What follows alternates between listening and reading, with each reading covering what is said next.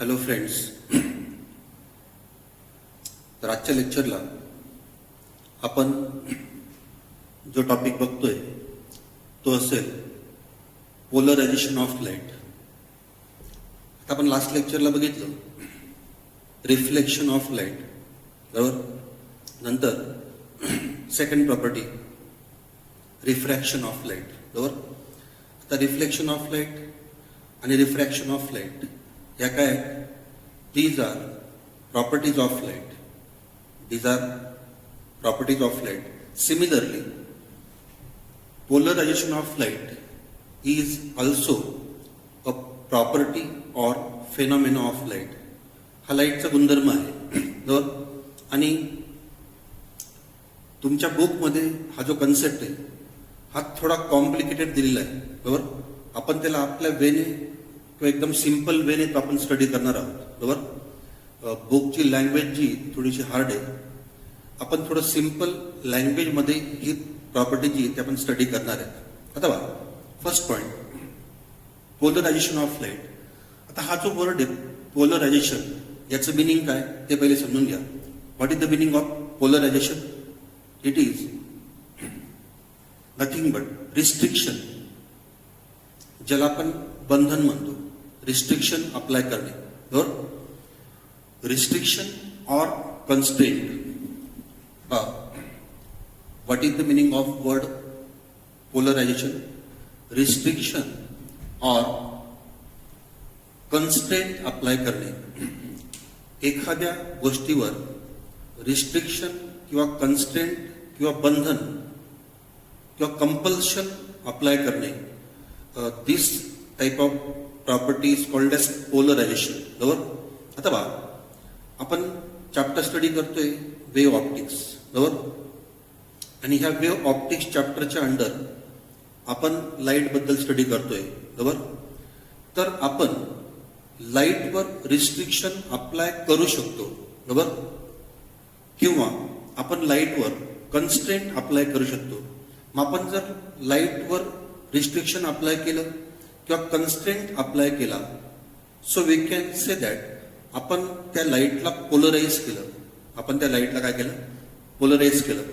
तर तुम्हाला मी एक डेली लाईफ मध्ये एक सिंपल एक्झाम्पल सांगतो. एक्झाम्पल ऑफ पोलरायझेशन, एकदम सिंपल एक्झाम्पल. समजा क्लासरूम आहे. क्लासरूम मध्ये समजा विद्यार्थी आहेत, विद्यार्थिनी पण आहेत, बरोबर. आणि सपोज मी टीचर आहे, मी तुमच्यावर रिस्ट्रिक्शन अप्लाय केलं किंवा कन्स्ट्रेंट अप्लाय केला. समजा मी असं केलं की मुलींना मी वर्गाच्या बाहेर पाठवलं, बरोबर. आणि मुलांना वर्गात बसू दिलं. म्हणजे मी काय केलं की तुमच्यावर रिस्ट्रिक्शन अप्लाय केलं किंवा कन्स्ट्रेंट अप्लाय केलं. म्हणजे असं म्हणता येईल की फक्त मुलांना वर्गात बसू दिलं आणि मुलींना वर्गाच्या बाहेर समजा आपण पाठवलं. म्हणजे काय केलं की तुमच्यावर रिस्ट्रिक्शन अप्लाय केलं किंवा कन्स्ट्रेंट अप्लाय केलं, बरोबर. हे एक एक्झाम्पल झालं. तर दुसरं एक सिंपल एक्झाम्पल घ्या.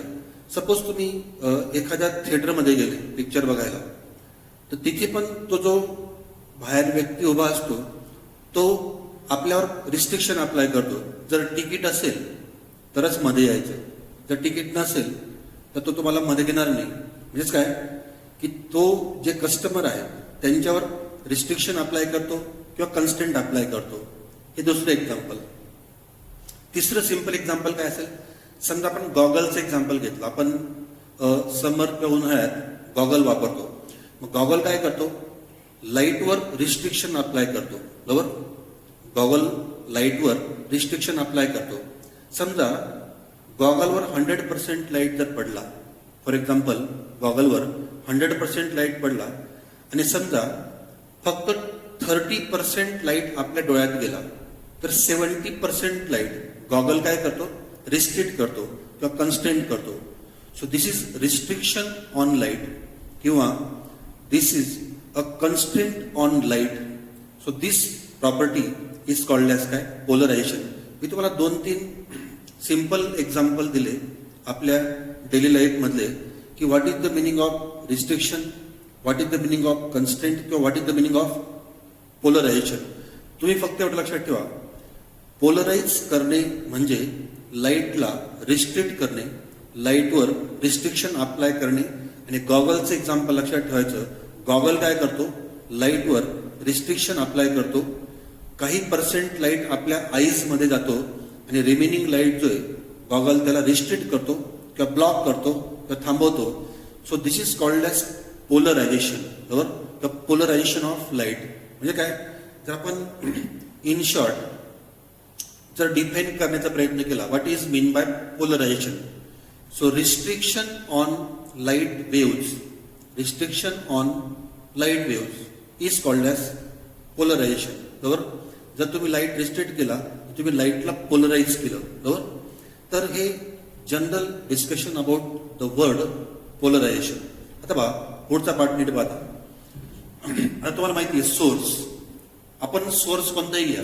समजा आपण बल्ब घेतला, बरोबर? किंवा सपोज तुम्ही सोर्स सन घेतला, बल्ब ऑर सन. बरोबर?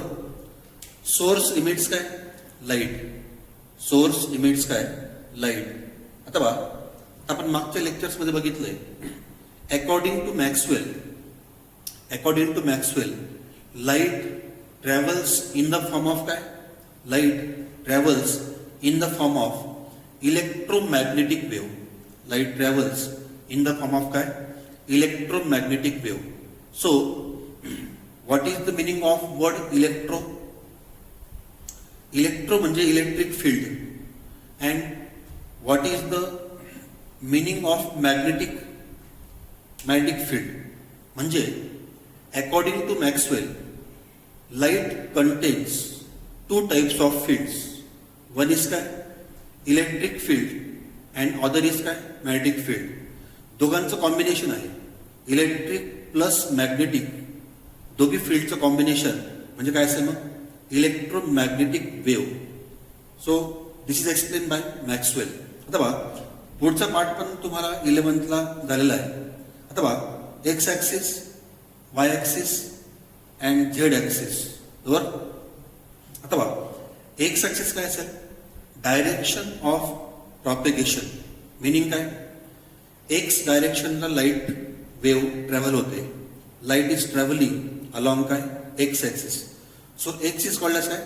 Direction of propagation of light किंवा direction of propagation of light wave. बरोबर?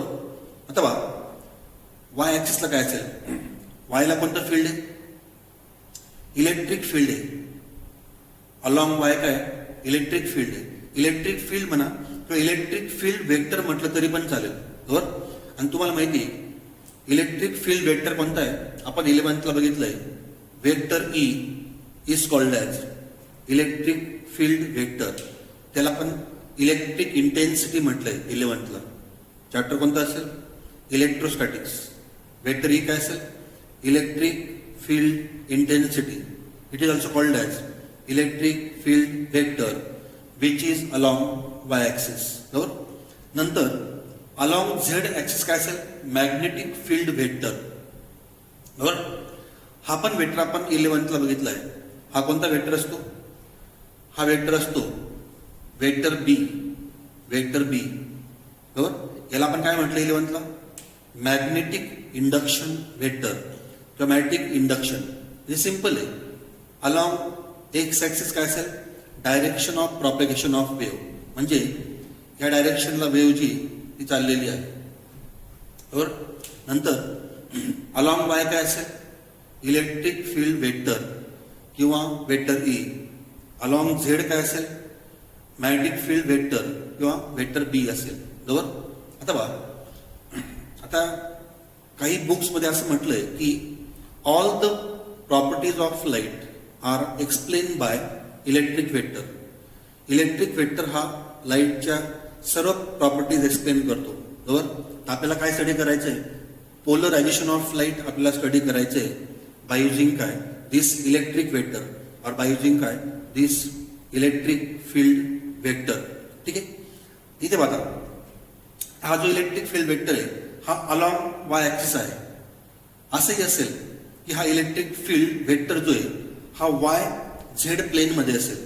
तो हा जो इलेक्ट्रिक फील्ड वेक्टर आहे हा वाय झेड प्लेन मध्ये पण असेल, बरोबर. Depends on position of atoms. ठीक आहे. आपल्याला मेन पॉईंट बघा, लक्षात घ्या. Electric field vector, magnetic field vector, direction of propagation, आणि जर तुम्ही नीट बघितलं x axis, y axis and z axis हे तिघे एकमेकांना काय perpendicular. All these axis are perpendicular to काय इच अदर, बरोबर. म्हणजे असं म्हणता येईल vector E perpendicular to the direction of propagation, vector z also perpendicular to the direction of propagation, बरोबर. हे दोघे वेक्टर जे आहेत हे एक्स ऍक्सिस किंवा डायरेक्शन ऑफ प्रॉपेगेशन ऑफ लाईटला काय परपेंडिक्युलर आहेत, बरोबर. आणि सगळ्यात मेन पॉईंट मी तुम्हाला जे बोललो तो लक्षात ठेवा. All the properties of light are explain by electric vector, बरोबर. आता बघा, हा जो इलेक्ट्रिक वेक्टर आहे तर आपण एक काम करू, या इलेक्ट्रिक वेक्टरला दोन कॉम्पोनंट्स मध्ये आपण रिझॉल्व्ह करू. We have to resolve electric vector into 2 components, बरोबर. याचं कारण पण सांगतो. आता बघा, हा जो इलेक्ट्रिक फील्ड वेक्टर असेल हा ऑल पॉसिबल डायरेक्शनला असतो, इन ऑल पॉसिबल डायरेक्शन. मग आपल्याला फक्त 2 कॉम्पोनंट घ्यायचे आहेत, बरोबर. तर तुमच्या बुकमध्ये ते 2 कॉम्पोनंट जे आहेत ते ह्या टॉपिकमध्ये घेतलेलं नाही, पण ते आपण घेतोय.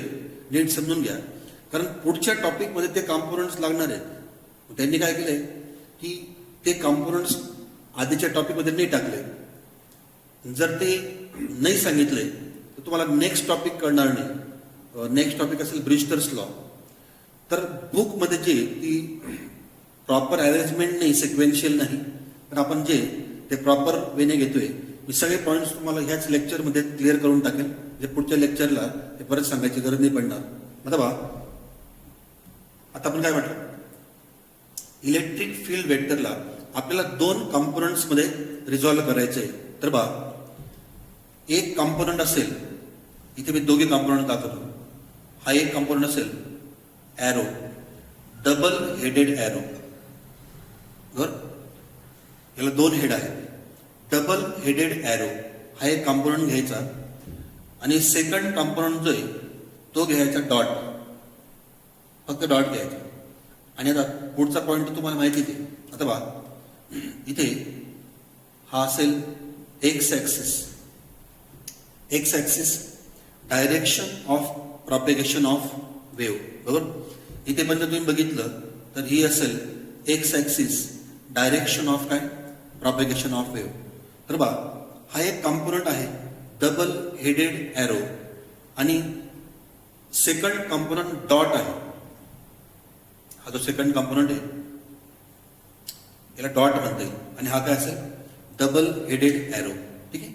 तर मग electric vector is resolved into 2 components.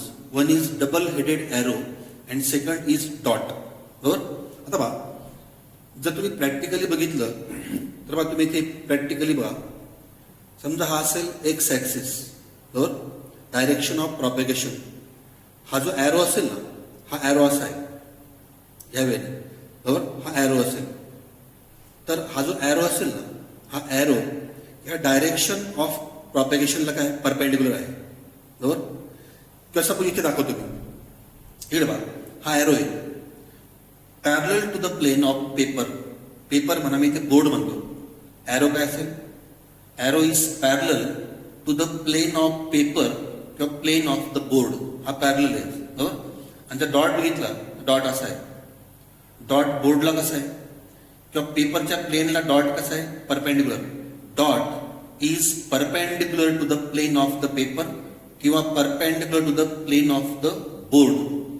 हा parallel to the plane of the paper, आणि हा काय असेल perpendicular to the plane of the paper. So electric vector is resolved into 2 components.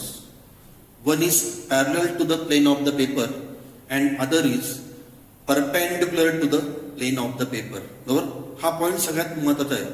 हा पॉईंट तुमच्या बुकमध्ये नंतरच्या टॉपिकमध्ये दिला आहे, आधी दिलेलं नाही. त्याच्यामुळे जर आता जर नाही सांगितलं तर पुढे पण तुम्हाला तो समजणार नाही, बरोबर.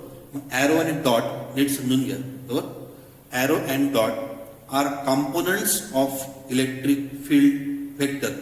ओके, आता पहा बेसिक आयडिया तुम्हाला समजली बरोबर. आता पहा पुढचा पार्ट असेल तर डिफरंट टाईप ऑफ लाईट असतात. तुम्ही आतापर्यंत हे डिफरंट टाईप ऑफ लाईटचे ते बहुतेक केमिस्ट्रीमध्ये 11th बघितलं असेल. हा पार्ट जो आहे हा तुम्हाला 11th केमिस्ट्रीमध्ये पण आहे, तुम्हाला नवीन नाही वाटणार. आता पहा अनपोलराइज लाईट बरोबर, second plane polarised light and third partially polarised light. ठीक आहे, हे 3 टाईपचे लाईट असतात. Unpolarise, plane polarise and partially polarise light बरोबर. आता पहा शब्दशः आता घ्यायचा. अनपोलराइज लाईट ज्याचं पोलरायझेशन झालेलं नाही. So example of unpolarise light काय असेल? Sunlight. Example of unpolarise light काय असेल? सनलाईट. ठीक आहे. आता बघा मी तुम्हाला गॉगलचं एक्झाम्पल दिलं. आपण ज्यावेळेस गॉगल यूज करतो तर गॉगलवर सनलाईट पडतो, तो कोणता असेल? अनपोलराइज लाईट बरोबर. आणि आपल्या आईज मध्ये किंवा डोळ्यात जो जाईल तो कोणता असेल? प्लेन पोलराइज्ड लाईट बरोबर. एकदा परत विचारूया. एक्झाम्पल गॉगल, गॉगलवर सनलाईट पडला बरोबर. आणि सपोज 100% लाईट पडला, 70% स्टॉप झाला आणि 30% आपल्या आईज मध्ये गेला. तो आपल्या आईज मध्ये जो 30% गेला, that 30% is nothing but example of plane polarise light. आणि जो सनलाईट गॉगलवर इन्सिडेंट झाला, it is UPL, it is unpolarise light. ठीक आहे. तर ऍटलिस्ट तुम्ही गॉगलच्या एक्झाम्पलने हा टॉपिक जर समजला तर तुम्हाला थोडंसं लवकर कळेल. अदरवाईज टॉपिक जो आहे टॉपिक सिम्पल आहे, पण तुमच्या बुकमध्ये तो जो आहे तो सिम्पल नाही बरोबर. आता पहा अनपोलराइज लाईट आणि प्लेन पोलराइज लाईट जे आहे, आणि थर्ड टाईप असेल पार्शियली पोलराइज लाईट बरोबर. आता पहा हे सिम्बॉल वाईज बघा, मी तुम्हाला बुक मधलं बी सांगतो. म्हणजे 2 टॉपिक मध्ये त्यांनी सेपरेट सांगितलंय, मी दोघी वेळी तुम्हाला सांगतो. आता पहा अनपोलराइज लाईट. आता पहा इलेक्ट्रिक व्हेक्टर दाखवायचा.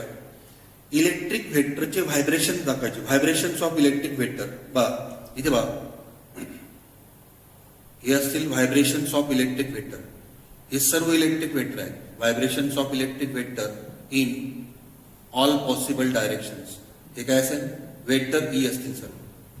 All these are electric vectors बरोबर. आता पहा इलेक्ट्रिक व्हेक्टर्स जे आहेत किंवा व्हायब्रेशन्स ऑफ इलेक्ट्रिक व्हेक्टर जे आहेत ते ऑल पॉसिबल डायरेक्शन्सला आहे. Vibrations of electric field vector in काय? All possible directions. This is the symbol of unpolarized light. For example sunlight. Vibrations of electric vector in all possible directions. Or, याला मी or दाखवतो. हेच तुम्हाला असं पण दाखवता येईल. हा असेल तुमचा x axis, direction of propagation of light बरोबर. आता बघा हा असेल डबल हेडेड एरो. सपोज इथे मी 2-3 दाखवतो. डबल हेडेड एरो बरोबर.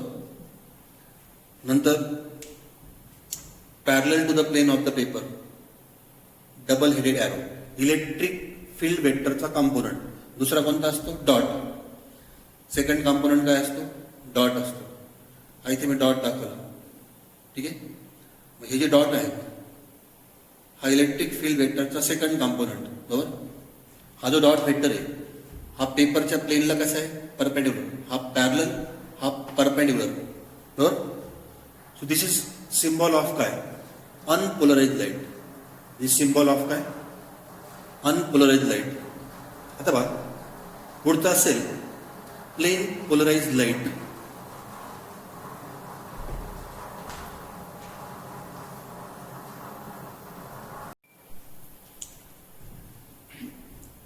Second type of light plane polarise light बरोबर. आता बघा तुम्हाला अनपोलराइज लाईट समजला असेल. आता आपल्याला काय करायचंय? अनपोलराइज लाईटचं कन्व्हर्शन, रूपांतर प्लेन पोलराइज लाईट मध्ये करायचंय. म्हणजे आपल्याला लाईटवर रिस्ट्रिक्शन अप्लाय करायचं आहे, बरोबर, किंवा आपल्याला लाईटवर कन्स्ट्रेंट अप्लाय करायचं आहे, बरोबर. आता बघा, सपोज हा अनपोलराइज लाईट असेल, बरोबर, याच्यावर आपल्याला रिस्ट्रिक्शन अप्लाय करायचं आहे. सपोज आपण इथे दोन कॉम्पोनंट घेतले, ॲरो आणि डॉट. सपोज आपण सगळे डॉट रिस्ट्रिक्ट केले, म्हणजे डॉट ही जी डायरेक्शन आहे किंवा प्लेन आहे ही आपण रिस्ट्रिक्ट केली आणि फक्त ॲरो जे आहेत, डबल हेडेड ॲरो जे आहेत हे आपण पास केले. तर बा रिस्ट्रिक्शन ऑन लाईट किंवा कन्स्ट्रेंट ऑन लाईट किंवा पोलरायझेशन ऑफ लाईट जे हे तुम्हाला आता ह्या पॉईंटला कळून जाईल. सपोज हा अनपोलराइज लाईट आहे, हा असेल direction of propagation of light. Suppose आपण फक्त ॲरो घेतले, डबल हेडेड ॲरो फक्त आपण घेतले, बरोबर, ठीक आहे.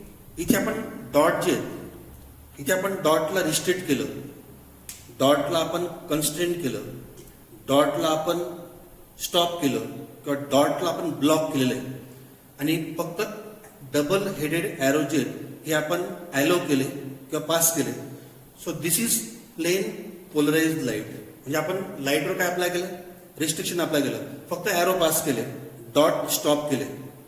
सो दिस इज काय polarization of light. Restriction on vibration of light किंवा restriction on vibration of electric field vector in a particular plane is called as polarization of light. आता बघा, जे पेपरच्या प्लेनला पॅरलल आहे ते आपण पास केले आणि जे पेपरच्या प्लेनला परपेंडिक्युलर आहे त्यांना आपण ब्लॉक केलं किंवा स्टॉप केलं. So this property is called as polarization of light, बरोबर. म्हणजे आपण इलेक्ट्रिक फील्ड वेक्टर्स जे आहेत यांच्यावर आपण रिस्ट्रिक्शन अप्लाय केलं किंवा कन्स्ट्रेंट अप्लाय केला. So this type of property is called as polarization of light. तर सिंपल लक्षात ठेवा, conversion of unpolarized light into plane polarised light is called as polarisation.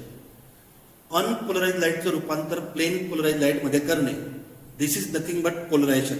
एकदम सिंपल वे लक्षात ठेवायचा. याला अजून एक ऑर सिम्बॉल पण आहे. तर बघा, इथे आपल्याला अजून एक सिम्बॉल असं पण दाखवता येईल, ऑर.